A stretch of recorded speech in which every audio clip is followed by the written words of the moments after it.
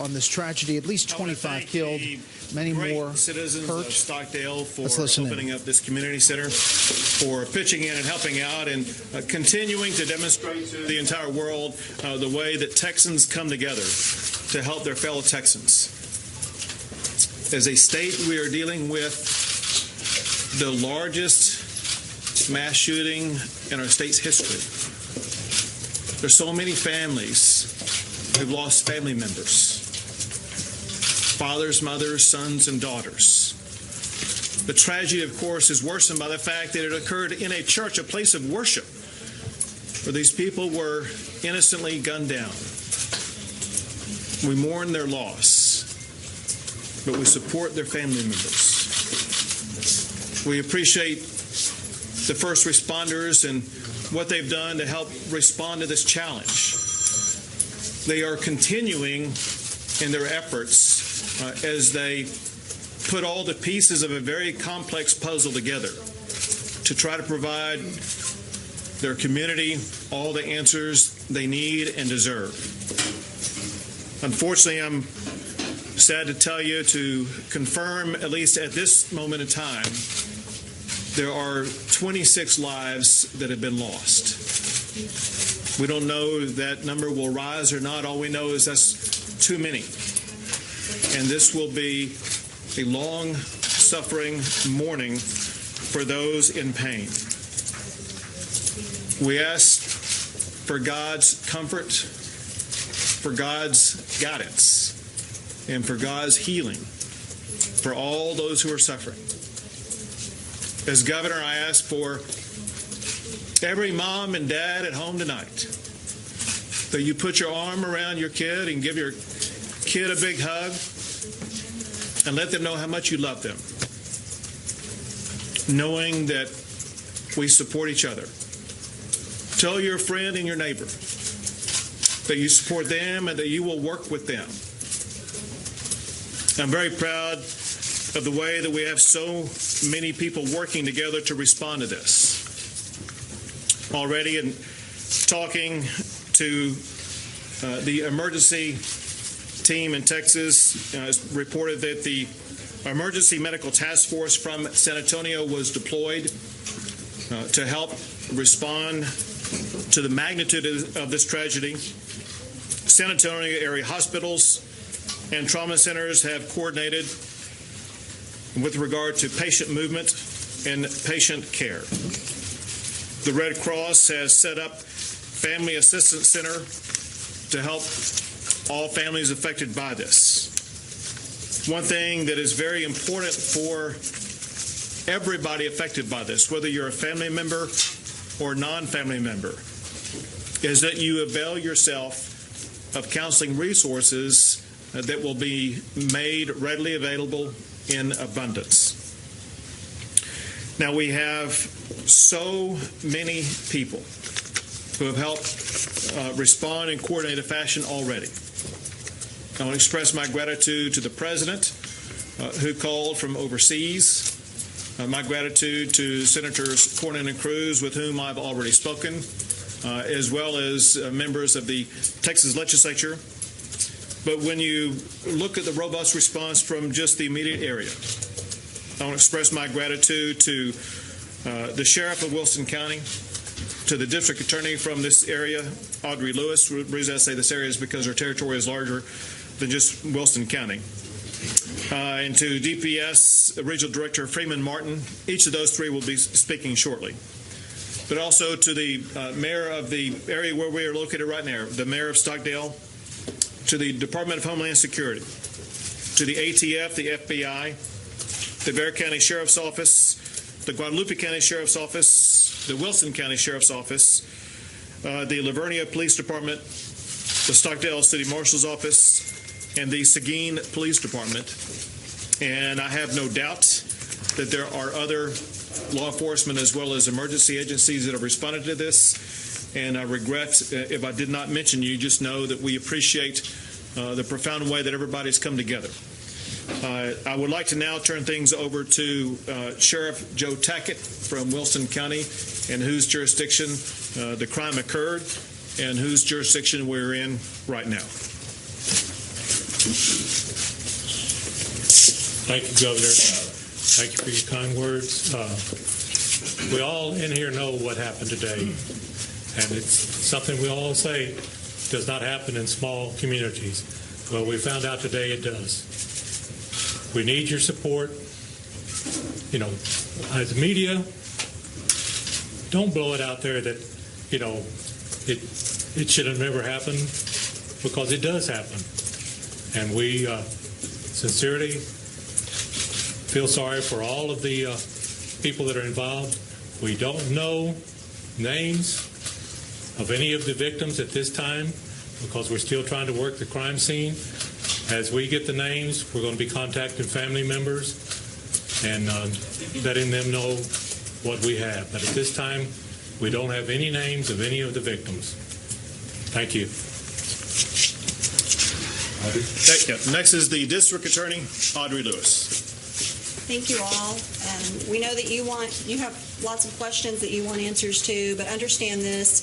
Our number one priority and goal is to the victims and their families at this point, and we ask that you respect that as well. We want to make sure to notify victims' families before media gets a hold of that information. It is critical to those families that if we have bad news to bear, they need to hear it before it's announced on the media, and we're going to try to work to ensure that that occurs. We have lots of law enforcement who are all working very well together with federal and local and state agencies, and we highly commend the professionalism that's occurring. But because we have to make sure that that crime scene is handled appropriately, it takes time. And unfortunately, that leaves a lot of victims' families wanting answers that we don't really have for them at this very moment. We will be updating them as soon as we have information and providing that information so that they have the answers they need to deal with either the loss or go to their loved ones who may be in the hospital. We appreciate the work of all law enforcement, and we appreciate you guys. We know that you're trying to get out information. We don't feel there is a threat that's continuing, and I think that the media has done a pretty good job of making sure that that's been pronounced to the public. But we are working very diligently both to inform the families and to preserve that crime scene and make sure that it's handled appropriately. So thank you all for your time. Thank you. And next is DPS Regional Director Freeman Martin. Everybody here wants facts, wants information about what's going on, and we'd love to provide you more. But if you came here and want to know the motive behind this shooting, you're going to leave here disappointed. We have certain facts that we can release to protect the integrity of the investigation. We have to release it in a timely fashion and collect the facts and make sure our information is correct before we release it. We're here assisting the Sheriff, Joe Tackett. There's multiple agencies involved: DPS, Texas Rangers, FBI, HSI, ATF, Bexar County SO, and many, many others. We are all working together to support the Sheriff in this investigation. At approximately 11:20 this morning, a suspect was seen at a Valero gas station in Sutherland Springs, Texas. He was dressed in all black. That suspect crossed the street to the church, exited his vehicle, and began firing at the church. That suspect then moved to the right side of the church and continued to fire. That suspect entered the church and continued to fire. As he exited the church, a local resident grabbed his rifle and engaged that suspect. The suspect dropped his rifle, which was a Ruger AR assault-type rifle, and fled from the church. Our local citizen pursued the suspect at that time. A short time later, as law enforcement responded, that suspect, right at the Wilson, Guadalupe County line, he ran off the roadway and crashed out and was found deceased in his vehicle. At this time, we don't know if it was a self-inflicted gunshot wound or if he was shot by our local resident who engaged him in gunfire. We know he's deceased in the vehicle. The suspect has not been completely identified. We believe he's a young white male, maybe in his early 20s. He was dressed in all black tactical type gear and was wearing a ballistic vest. The delay in getting him identified is there were multiple weapons in the vehicle, and the vehicle has been processed by our Texas Ranger Special Operations Group, bomb techs. There's a lot of work to be done in this investigation. We know that there are 23 found deceased inside the church, 2 deceased outside the church, and now one of them that was transported that was injured has deceased. bringing the total to 26. We have approximately 20 that are transported to local and in hospitals in San Antonio with injuries that vary from minor to very severe. We know the ages range from 5 years old to 72 years of age. There's a lot of work to be done. We are only hours into this investigation, which is going to take a significant length of time. We will continue to provide information as it becomes available. We know you're going to have a lot of questions. There are many that we cannot answer. We continue to process crime scenes. We have multiple crime scenes. We have the church. We have outside the church. We have where the suspect vehicle was located. We have following up on the suspect and where he's from, his residence. We have many people to interview. We have Texas Rangers at all the hospitals locating those and interviewing those who were injured. So not a lot of information to give at this time, but the state of Texas, we have every resource that we have available. Texas Rangers, Special Operations, Texas Highway Patrol, Crime Scene Labs, Victim Services, the Texas Division of Emergency Management.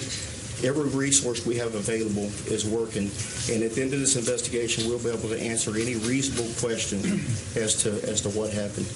Was the neighbor injured? The one that engaged gunfire? No, he was not. Is that great? Well, thank you all, and thanks once again to law enforcement at all levels, from the local level to the state level to the federal level. The collaborative working relationship is one that will ensure a swift and certain evaluation of exactly what happened, and we will provide that explanation as quickly as possible. We will be leaving here and going to meet with some of the family members of those affected as soon as we finish up, but we'll take a few questions. How many were in the church and how many escaped death or being wounded? Anybody knows that? We don't have those numbers. There were people in the church that escaped that were not injured, but we don't have all that information. Was Mass I'm sorry. being held at the time? Yes. Was the suspected shooter a part of any sort of known militia group? Is that being investigated? Not at this time. That is being investigated, but we can't say one way or the other. What about him was suspicious to begin with, or what initiated the original call? Those are the types of things that are under intense investigation right now, and hopefully we will learn about them in the next 24 hours. The revised total of victims, that does not include the shooter, correct? Correct. Can you tell us anything about a possible raid at the suspect's home? All those types of things will be pieces of information that will be coming out shortly. Were any victims outside the church? Yes. Did you know anything about any social media postings that he might have hinted that he would have done this? All of those types of things are being looked into as we speak. We take one more question. When are you going to know if the shooter's family was? Say it again. Do you know if the shooter's family was in attendance at the church at the time or had any connection? Unaware of that. When we release his name? As soon as possible. Was he known to the community or was he an outsider? We will confirm that when we learn it. How can people help? As I think you're realizing, there's a lot of information. We want to piece the puzzle together before we provide you any misinformation, and we want to make sure that we meet with the family members who are affected by this before we release information publicly. We hope to get this information to you as soon as possible. Thank you all very much. And the call